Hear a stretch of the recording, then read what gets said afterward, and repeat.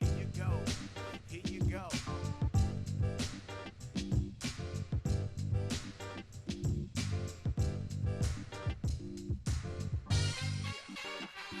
Simulation. Simulation. Calm down, everyone. It's simulation. That's the nothing personal word of the day. When there's no sports, it becomes simulation time. People are actually spending time during quarantine. I love this. They've made up their own NCAA bracket, so they've got 64 teams going at it. They're simulating. MLB, the games go on, simulated. NBA, NHL, we actually found a really cheap way to have a season. You can just simulate it all. I find it to be one of the most interesting things that's happening because simulations were used to be used for odds purposes.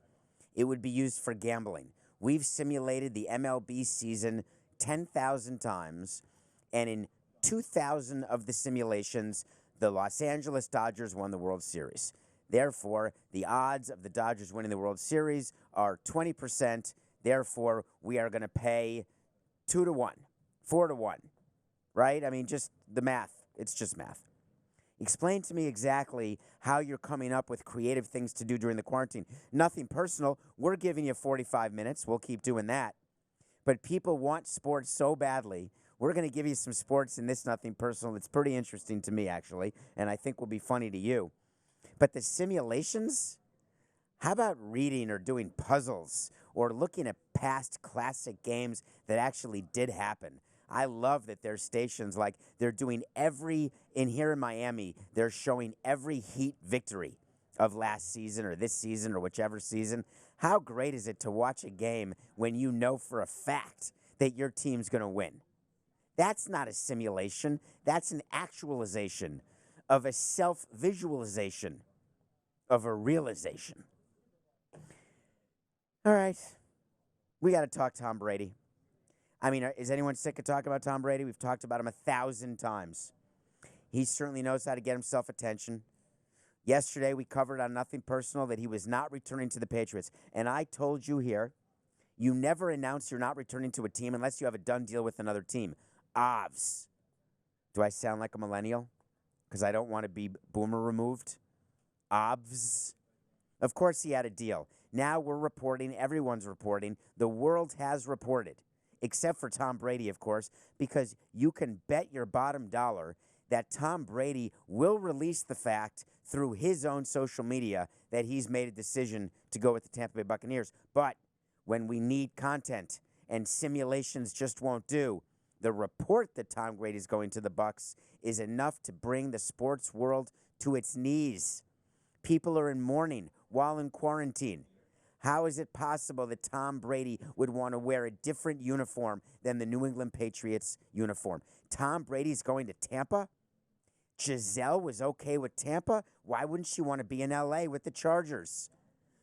Tampa? Oh, it's the same time zone as the East Coast where family is. Everything that you've read about Tom Brady and his decision-making is all wrong. It was a very simple decision for Tom, and I can't wait for him to tell you that decision. $30 million. I just put my pinky to my growing, burgeoning mustache for the MLBeardChallenge to pretend I was Austin Powers, Dr. Evil. Billion, or did he say million? Tom Brady couldn't get 30 million. What was it, Coca? It million or billion? Tom, so Coca, this is exactly Coca's sort of top movies. You've got Bad Boys 3, you've got Fast and the Furious 14, and you've got Austin Powers. So he knew that it was million, which of course now is not even the size of a bailout for a corner restaurant. So Tom Brady is giving this offer. The way it worked for him, he did an equation. I want to make as much money as I can in the years I have left, and right now there are teams who still believe that I can perform on the field. So he went around and he got a deal from the Tampa Bay Buccaneers. We still don't know whether it's 1 or 2 years. We think it's $30 million a year. I'm going to say he's not going anywhere for $30 million for 1 year, because if he does sign a 1-year deal with the Bucs for $30 million, I would say to you that Robert Kraft has a small problem. Because Robert Kraft has been talking, he's the owner of the New England Patriots, and we've said to you that dealing with aging superstars is brutal. And make no mistake about it, Tom Brady is an aging superstar.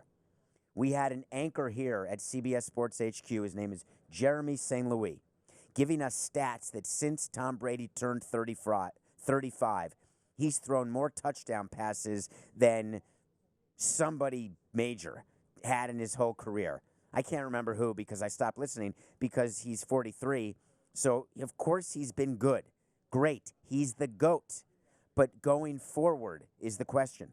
Robert Kraft said, we wanted him here. Robert Kraft said, he's my son. We talked about it yesterday. You know that. My question for you today is, what if Tom Brady goes public saying, hey, I signed with the Bucs, 1 year, $30 million? Yikes. Robert Kraft would then say, when asked, hey, did you not offer Tom Brady $31 million? Would you not have offered him $15.5 a year for 2 years to come back for the Patriots? You would have had plenty of cap space, develop a quarterback, let Tom Brady leave as a Patriot, which is what you claimed you wanted. Not going to happen. $60 million over 2, there's no way the Patriots could top that. They're not going to go a Teddy Bridgewater contract and tie up $20 million a year or $21 million a year to beat that for 3 years. Bridgewater did the $60 million 3-year deal with the Panthers. It's just not going to work that way. So Tom Brady, with all the suspense, goes to a team that it's hard to imagine for people except me. If you're in the business long enough, what do you mean it's hard to imagine Tom Brady in a Buccaneers uniform? Who cares? It's like imagining Michael Jordan in a Wizards uniform. Does that bother you? Does it bother you having Shaquille O'Neal in a, what was the third team Shaquille O'Neal played for? A Suns uniform? That's value added, Coca. Thank you. Can you imagine Shaquille O'Neal in a Suns uniform? I can't even remember Shaquille O'Neal in a Suns uniform. He's a Laker and he's a Heat. Who cares? Tom Brady, for him to make a memory in Tampa, it doesn't matter 10 years from now that he did this. No one will care. Now, if he takes Tampa to a Super Bowl and they win a Super Bowl or even get to a Super Bowl, which, by the way, this year happens to be in Tampa, which would make the first time ever that the host city would host the host team in a Super Bowl. The Dolphins thought they could do it last year. They came totally close. They were like 1, 2, 3, 4, 5. They were 8 games away from hosting the Super Bowl, Pro Player Stadium, hosting the Dolphins in the Super Bowl last year instead of the Chiefs. So I return to Tom Brady, and I leave you with this thought. Before you're upset that you're New England, and I heard, did you hear this today? I liked it. Boston is very sad. They lost Mookie Betts, and they lost Tom Brady, all in a 30-day period or 35-day period. What a terrible time with the quarantine, with the delay of the Boston Marathon. This is a nightmare for Bostonians. This is approximately, oh, and by the way, the Bruins were in first place when the NHL season was suspended, and the Celtics were a clear playoff team and a force to finish below the Bucks in the Western Conference, certainly not win a title. So Bostonians are all sad, and it makes me laugh. Bostonians, you're sad? Do you remember about a year ago when you were saying that a child who's been alive for 18 months has never not had a world champion in his or her life? Or a child who's now 17 has had 18 years? How many is it, Coca? It's a whole bunch of... Deb says 18 years for what? We have got a technical director, we have a producer, we have graphics people. They're sitting 6 feet apart. But what I'm hearing is the stat is in the last 18 years, the Boston area has had 1 championship per year. That can't be. 1 championship every year, or they've had 18 in 18 years. Whatever the stat is, we know the Patriots have 6 of them. We know the Red Sox have, God, they must have, they won in 04 after we did in 03. Then they won again in 18, and they won 2 in the middle. They've got 4. The Red Sox 4, that's 10. And then the Celtics won a couple. And then the Bruins, I don't think it's 18, but it's not far off. The point is, feel sorry for Boston. I grew up a New York fan. Talk to me. I've had, let me think, let me count the New York championships. I grew up in New York from 1970 until 2000 is when I was in New York growing up. And the championships, wait, I'm going to think of it. The Yankees won in we were just doing this with Tully off screen. The Yankees won in the late 70s. Wait, let me think about it again. And then they won in 96, 98, 99, 2000, and 2009. That's 5 for the Yankees. The Knicks won, let me think, in 1970 and 73. All right, that was cool. That's 7. The Rangers won in 1994. That's 8. The Jets, hold on, I think the Jets won under Sam Darnold. No, they may not have won a Super Bowl. Did they win one under Rich Kotite that when he coached the Jets? I can't remember. So that's 8. Then we go to the Giants, who have won 2 Super Bowls plus 2 with Eli, 4. That's 12. That's 12 in 50 years. And they have 12 and 18. I don't feel badly for Boston. So I got a So You Want to Talk to Samson question that was about this. So you want to talk to Samson. So here's how it goes. I still love this concept because people are, now that we're all quarantined and trying to figure out what to do, you're all following and at David P. Samson, you're getting into my DMs and asking me good questions. Can you please explain the impact on the franchise value of the Tampa Bay Buccaneers the impact on the value of the franchise by signing Tom Brady? And then, if you have time, can you talk about the impact of TB12 brand by signing with the Bucs? I'm going to take the second one first. It's going to go faster. TB12. Tom Brady 12. Do you think Tom Brady will continue to wear number 12 on the Tampa Bay Buccaneers? Do you think that whatever player is currently wearing 12 is going to give 12 away? Do you know that I'm recording this and it was 2:12 and 12 seconds when I said TB12 because I have a huge clock in front of me? That was bizarre because we didn't plan out that that would happen. Who wears 12 now? It's a player for the Buccaneers named Chris Godwin. Godwin? What position does Chris Godwin play? Wide receiver? I'll bet you $1 that Tom Brady will give him a watch. We did this when we had new players come in. This is actually great. They would come to me and they would say, hey, what's the going rate for this number? So the question would be, well, who's wearing it or what's the story? We had Logan Morrison, who was a really good prospect with us. Excuse me. That was okay. I'm okay. Logan Morrison was a big-time prospect. He wanted to wear number 5. It represented his father who had passed away. It's just his number, and the Marlins had retired number 5 in honor of their first-team president named Carl Barger, who died before actually the Marlins could even play a game. He was the only retired number that the Marlins had. We decided, and this was a decision that was very controversial. I had a vehement disagreement with our owner about this. Logan and I had a fight with Logan Morrison. There's nothing worse when you're the president of a team and people step on your head and go straight to the owner. It is so unethical. In your office, when you've got something to deal with, you go to your boss. You respect the chain of command. The biggest issue I had at points with the Marlins were people who didn't respect the chain of command. People who would forego going to the general manager and go right to me, and I would send them right back. Or people would go right to the owner and forego the general manager. That is not appropriate, and what people don't understand is the owner, if you go to the owner about something, and let's talk about exactly what happened. Logan Morrison goes to the owner of the team and says, I want number 5. So the owner says, well, unretire number 5. They come to an agreement. Do you think the owner just does that by himself? No owner can actually do that by him or herself. They've got to go, he or she has to go to the president, who has to go to the stadium operations people, the baseball operations people. We got to remove the plaque, remove the flag. We have to change the media guide, so we have to speak to the PR people. We have to make a media announcement when Logan Morrison shows up wearing number 5, and the media says, wait a minute, there's never been a number 5.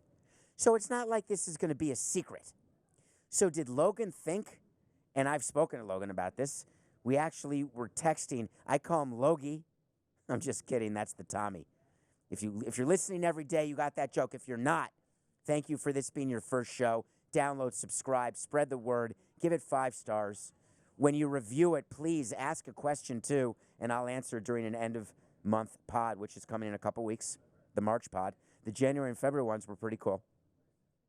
So Logie, I said to him, well, how could you do that?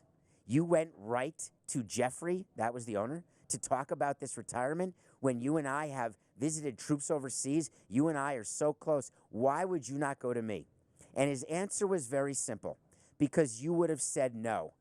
You're goddamn right I would have, Logan. There's no way we're unretiring Carl Barger's number so you can wear 5. I respect why you want it. It's a retired number. And this doesn't just happen with retired numbers. People disrespect the chain of command all the time in every company. It is not the way to get ahead. Trust me. So, TB12. Chris, I forgot his name already, the wide receiver, Godwin?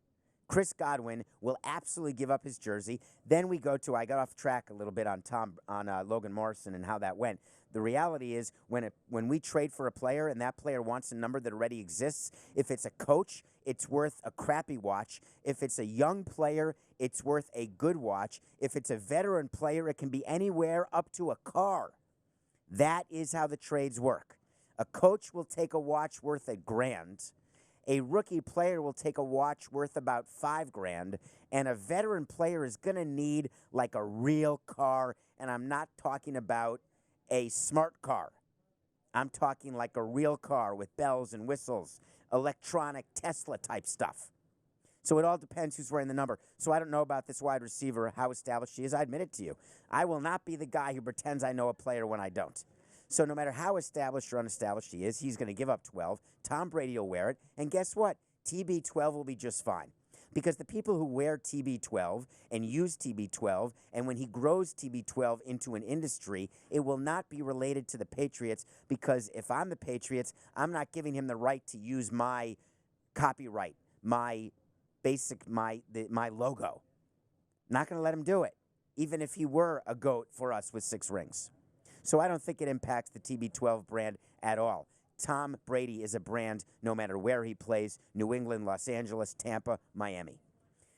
But what about the Bucs franchise value? Great question, a little more complicated. The Bucs franchise value to Tampa Bay Buccaneers, franchise value in the NFL is based on 2 factors. The first factor is the national revenue that is split okay, here we go. Ready? Nothing personal. March 18th, 2020, take 2. Word of the day, simulation. Simulation is the nothing personal. I'm just kidding. I'm not going to do the whole show again. The value of a franchise is based on 2 things. The first one is each team's percentage of the national revenue pie. In NFL, that is a huge part of the entire value of the team.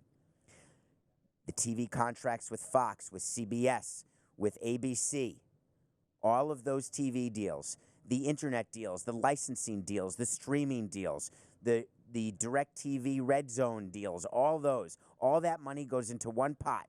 It then gets split 32 ways equally, whether you are the Cowboys or whether you are the Tampa Bay Buccaneers. Then you get to the next part, merchandise. Every Tom Brady jersey sold online at NFL.com, the Tampa Bay Bucs get 1/32 of it. Every Mike Trout jersey sold online, Giancarlo Stanton, Aaron Judge, the Marlins get 1/30 of that. So we root like crazy for people to buy jerseys of other people, not on our team. And on top of that, why is that even relevant? The Bucs, I am being told, thank you, that the Bucs have new uniforms. That does not matter, because any uniforms sold online like Tom Brady jerseys, those get split. Now let's talk about where local revenue comes into play, and why when your local revenue increases, the value of your franchise increases. Local revenue is the number of people who come to your games times the amount of money they spend in tickets, in food, in beverage, and in merchandise. FBM, food, beverage, merchandise. My favorite person is someone who has a beer in one hand, a soda in another hand, has a pizza under his chin, and on top of that has a jersey wrapped around his waist. Think about when you go to Disney World and all the people who have the Disney ears. Then they buy a picture taken by Disney on a Disney camera. Then they buy an autograph book to get autographed by a Disney character. Then they go get a hamburger and a character lunch. And then they get a fast pass. And then they get cold or they get hot and they buy a sweatshirt or they buy a tank top. That is all money that is spent in addition to the price of the ticket just to get in the park. So when you go to a Tampa Bay Buccaneers game, let's say that you spend $200 for your ticket, and by signing Tom Brady, I can now have $400 for that same ticket. That I am now able, because in that market there's supply and demand, and it's called price elasticity, which is an economic term that doesn't need to be explained except to say this. People will charge as much money as they can until you stop buying the product. We as consumers control how much money something costs. It's a fascinating concept, isn't it? Think about that. If we all stopped going to Tampa Bay Buccaneer games, everybody, and I don't mean because of the quarantine. I mean not because of the suspension of the season. I mean because everyone decides they will not pay the price that the Tampa Bay Buccaneers are charging. I don't mean some people, everybody. Guess what happens? The price goes down. It will keep going down until people break rank. Breaking rank in a supply-demand elastic situation is when someone says, I'm with you. I'm not going to a Tampa Bay Buccaneers game for $400 a ticket. I'm staying with you. They lowered it to $350. Who's with me? Everybody. Down to $300. Who's with me? Everybody. Down to $250. Who's with me? Everybody. Some guy snuck off and went to the box office. And guess what? That's the new price of the ticket is $250. So at some point, if the Tampa Bay Buccaneers can increase their prices, we've already seen they have a long line, whatever that means, for season tickets. It means nothing. It doesn't tell you how much money these tickets cost. It doesn't give you an idea of what kind of merch they're going to move with their new uniforms and putting Tom Brady on the back. They don't know yet. So the Tampa Bay Buccaneers franchise value could very likely go up if baseball, football, basketball franchises were normal companies based on revenue multiples.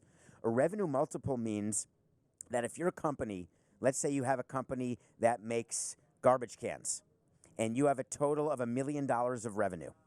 And the garbage can business, people generally pay you 4 times revenue. That means you could sell your company for $4 million. But if I get my revenue up to $1.5 million, I can now sell it for $6 million. I only had to increase my revenue by $500,000, and now my company's worth $2 million more if I'm being paid 4 times revenue. In most businesses, there are revenue multiples. There's something called EBITDA multiples, which is earnings before interest, taxes, depreciation, amortization, blah, blah, blah. What it really means is that's another way to get a number, put a multiple on it, and charge a lot for your company. But sports isn't like that. In what world are the Marlins worth $1.2 billion? In what world? In the world where someone is willing to pay it. It's the ultimate supply-demand curve. The reason why franchise values continue to go up is because there's so few of them. It's such an exclusive club, and people are dying to get in.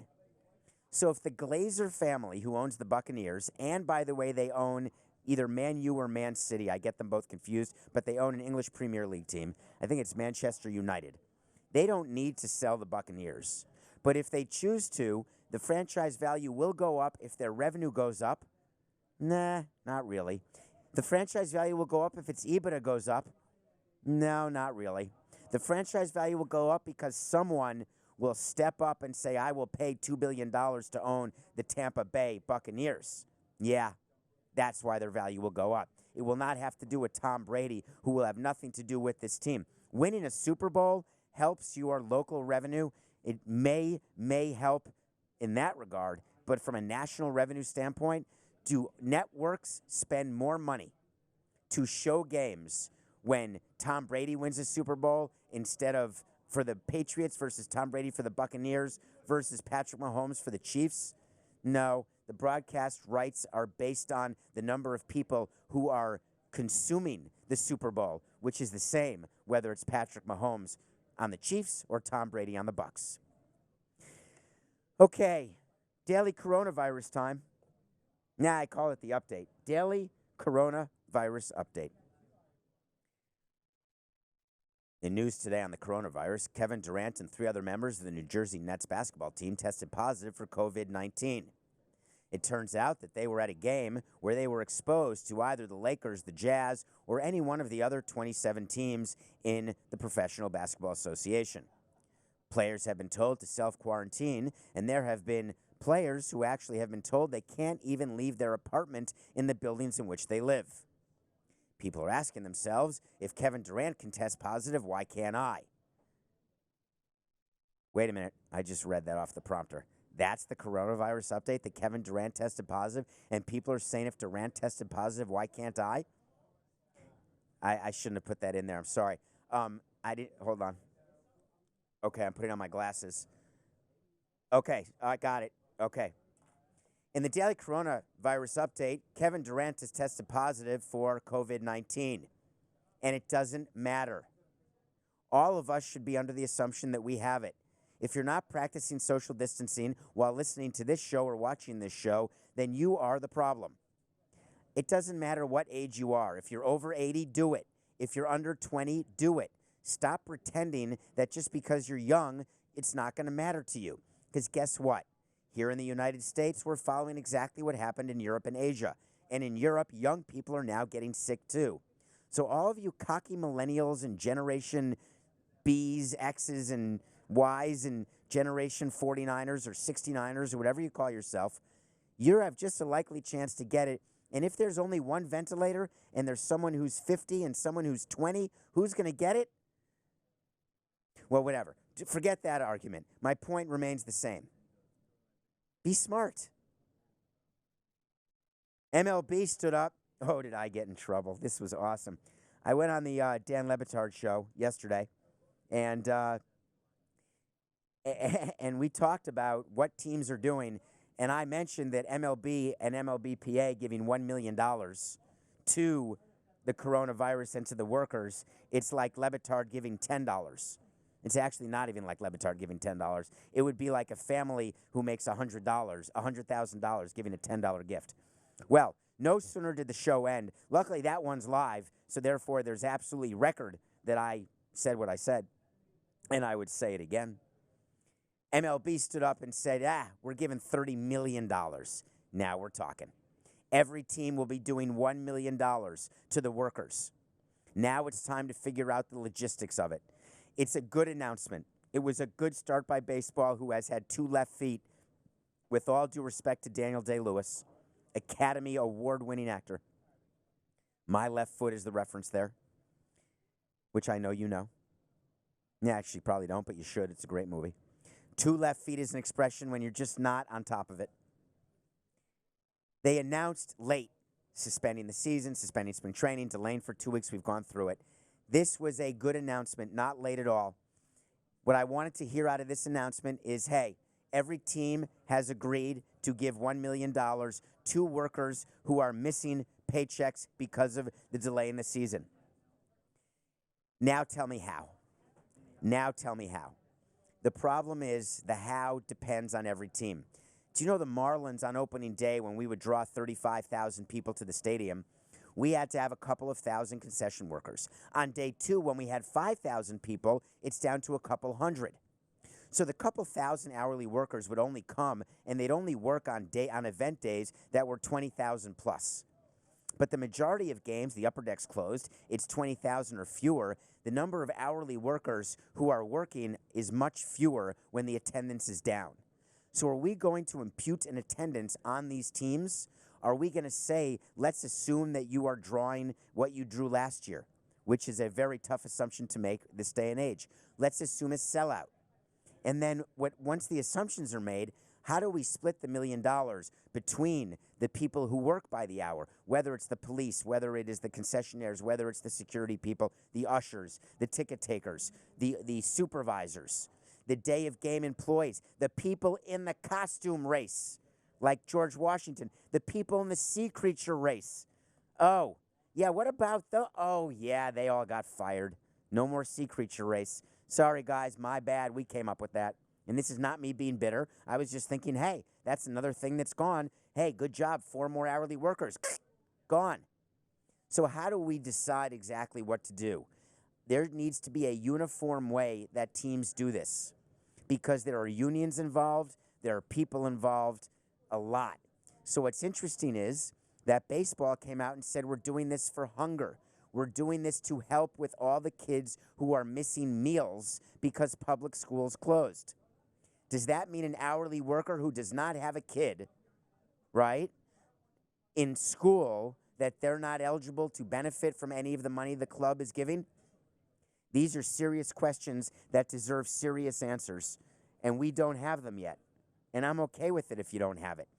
It's like the government today saying that there's going to be 2 weeks' pay given to all Americans. What does that mean? How do they have everybody's address? I'm going to go back to the NBA. I want to talk about that for a minute. But how do they have, like, my address? I don't know. Do they go for taxes? What about people who don't pay taxes? Do they not get the 2 weeks' pay? What if you just do it by Social Security number?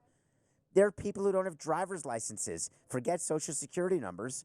I'm looking at 5 or 10 people working at CBS who are sitting 6 feet apart. They've moved like 5 times since CBS HQ opened 2 years ago.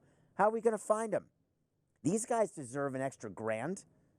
I just don't know exactly how it's going to work. So answers would be good before promises. Don't promise something until you can deliver it. The NBA did something very quietly, and it's not getting a lot of attention, but we're going to give it a lot of attention because this is nothing personal. The NBA has decided, in a fit of brilliance, that they are going to double the line of credit that is available to each team. I want to explain to you what that means very briefly.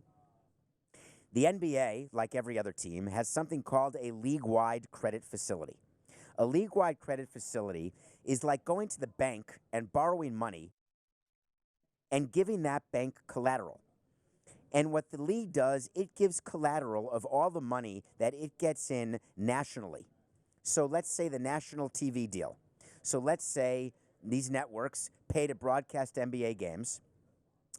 They put that money into a separate account, and they use that as collateral, and the bank then lends money to each of the 32 teams.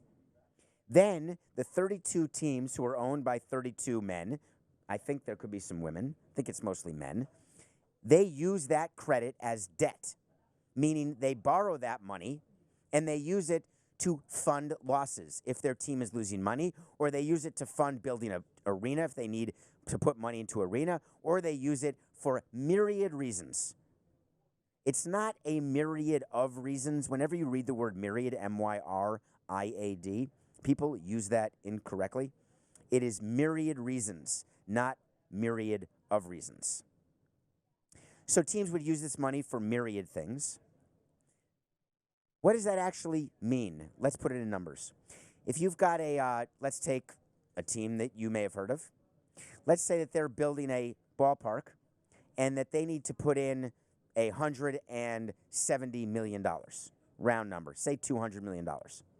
In order to get the $200 million, they are going to go borrow that money. When they borrow it, they are going to use the collateral. They're going to get as much from the league as they can. NFL does this when they build stadiums. There's an NFL stadium fund. That is a fund that lends money and helps build stadiums for NFL teams. So I'm going to go borrow that money. During this crisis, if I want to keep paying my employees and I have no revenue coming in, all I have is deferred revenue, meaning I expect we're going to play games. I expect when we play games, people are going to buy tickets. It's like the Tampa Bay Buccaneers have a ton of deferred revenue. They believe that people will come and watch the NFL play because Tom Brady will be a Buccaneer. So they want to go ahead and borrow money now in order to pay bills because they know they're going to get the money later. The only problem that ever happens is when you borrow money now and then you can't pay it later, and that's how you lose your house. That's how you go into bankruptcy. That happens in the real world to people. It very rarely happens to organizations, but it's not impossible, and it will never, never say never. It is incredibly unlikely that it will happen to a league. So the league, unless there's an entire economic breakdown. So the league goes out and borrows money. They give teams the ability to have more money available so they can cover losses because the NBA season is suspended. They take that money, and they're supposed to pay their expenses, which include workers. The only problem with this philosophy, and it's not a major problem, but the only problem with it is what happens when there is a team that simply cannot afford to pay the league back. Well, all that happens is you're forced into a sale, and every team is worth more than what its debt is, which means no team is underwater the way your house may be or your apartment. Teams do not go underwater. There is not ever enough debt on a team that there's so much that if you sold it, that not every dollar of debt would get paid back. So if an NBA team has $400 million of debt, there is no way that there's any team selling below $400 million. Coronavirus notwithstanding, forget about any pandemic, it doesn't matter. And if an NBA team can't sell below $400 million, we've all got much bigger problems than that. Okay, today is day 3 of the MLBeardChallenge. I don't know if you can tell. It's beginning if you're watching. Not really. I've got like an 8 o'clock shadow. What we said is, please grow your beard. We're going to grow it, me and Coca, until MLB has opening day. But on top of that, we're giving away $1,000 a day for these first 30 days to a different baseball organization, to their community foundation, where they can use that money to help the problems of others that we've just talked about. The second 70 grand will be given locally in South Florida. But right now, we are still going through the first 30 days. You can tell if you're watching. If not, and you're listening, you can't tell, but I'm going to make the noise right here. Can you hear that? Can they hear that? I am literally touching my beard to the microphone. It's just sort of a little growth. So who are we up to? The Baltimore Orioles. Baltimore Orioles. Oh, my God, do they stink. Literally. They're so bad. Their offseason, so bad. Their chance of losing a hundo again, guaranteed. The only way the Orioles don't lose 100 games is if we don't play 100 games, which is really what's going to happen. So the Orioles got lucky. But let me tell you a story about the Baltimore Orioles. This is a true story. For all of you Orioles fans who don't like Peter Angelos, and that's every one of you, I want to bring you back to August 1993. When I was sitting in the Southern District of New York in a courthouse, it was about 1,010 degrees. Had sunscreen on. The lights in the courtroom were giving me a tan. Sweating through my button-down shirt. I had just finished law school at Cardozo School of Law, affiliated with Yeshiva University in New York. And I was in a bankruptcy court. Apropos, 2 words, French.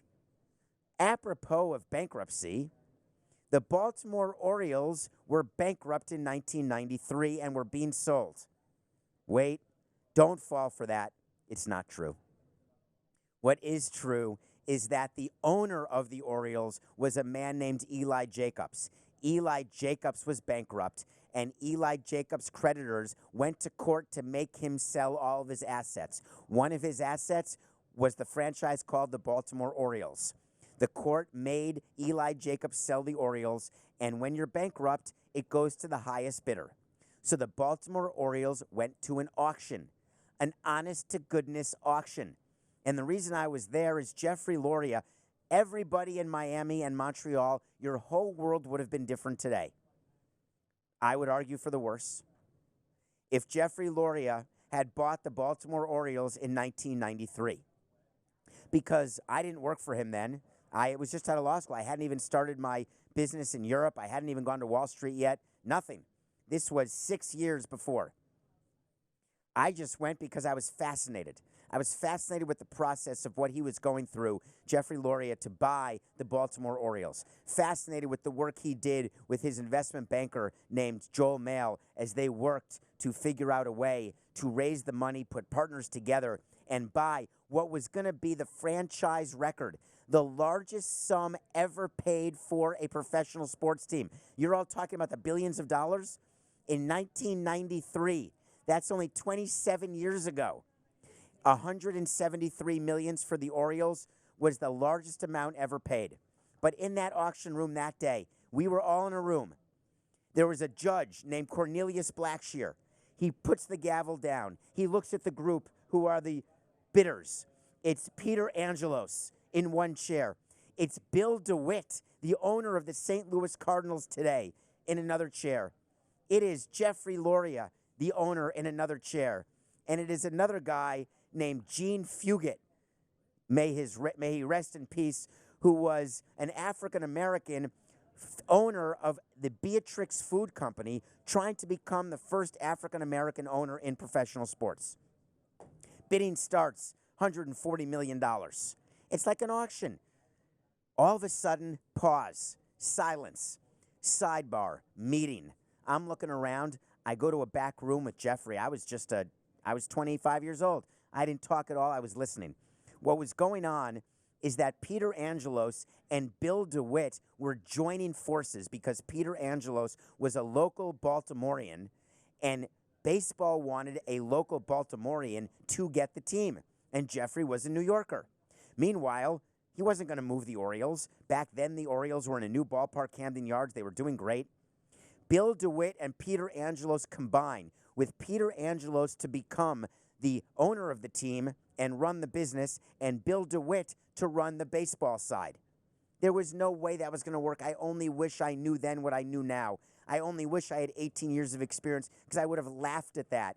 Of course, Peter Angelos wouldn't be able to work with Bill DeWitt. Not a chance. But they bid 150, Jeffrey 151, 152, 153. Fugit, Beatrix Holdings, pass, pass, pass. Do you know the rule in poker? When you pass 5 times, you're out. He kept passing. He passed like 14 times. Back and forth. Angelos, Loria, 149, 150, 51, 52. It is going up. People are losing their minds. The Baltimore Orioles are going to be worth $150 million? It's impossible. The numbers don't work. Jeffrey's financial advisors told him this can't work at these numbers. Peter Angelos' advisors said to him, there is no rational reason that you can pay $160 million for the Baltimore Orioles. Jeffrey goes back. He gets his group together. They keep going. 161, 162. Angelos will not stop. Jeffrey goes up by 100 grand. Angelos goes up by $1 million. Then Loria goes up by $1 million. Angelos by $1 million. It gets to $170 million. The investment bankers have passed out in a pool of their own sweat and vomit. They cannot believe that Angelos and Loria are having this basic ego match about who's going to get the Orioles. We don't know where the money's coming from. He doesn't know where the money's coming from because we don't have the banks lined up to go this far above where we thought it would be. The most was going to be $150 million. Suffice it to say, 161, 62, 63, 64. All of a sudden it gets to 173. At 170, we had told, and I was just there listening, so it had been told to Jeffrey by his banker that 170 is your highest bid. You cannot go higher because you will not be able to close. You will not have the money to close, period, end of sentence. And if you get awarded this, like in any other auction, you've got to close because you're going to own the Baltimore Orioles. 173, Loria bids. 174, Angelos says. Loria stands up and says, good luck, Peter. And Peter Angelos owned the Orioles for 173 because one of the 174 went to legal fees, court fees, so it really was 173 for the Orioles. And that's the story of how Peter Angelos got the Baltimore Orioles, and Jeffrey Loria ended up sitting on the sideline from 1993 until 1999 when he bought into the Montreal Expos, and then, as they say, the rest is history. And the greatest thing about that is when we're going through and we're looking at Peter Angelos and he's looking at Jeffrey. They look at each other and they sort of wink, and they're doing this in the middle of the courtroom, right? And the judge is putting the gavel down. Peter Angelos looks right at Jeffrey Lurie and says, "Hey, this was just business. It was nothing personal."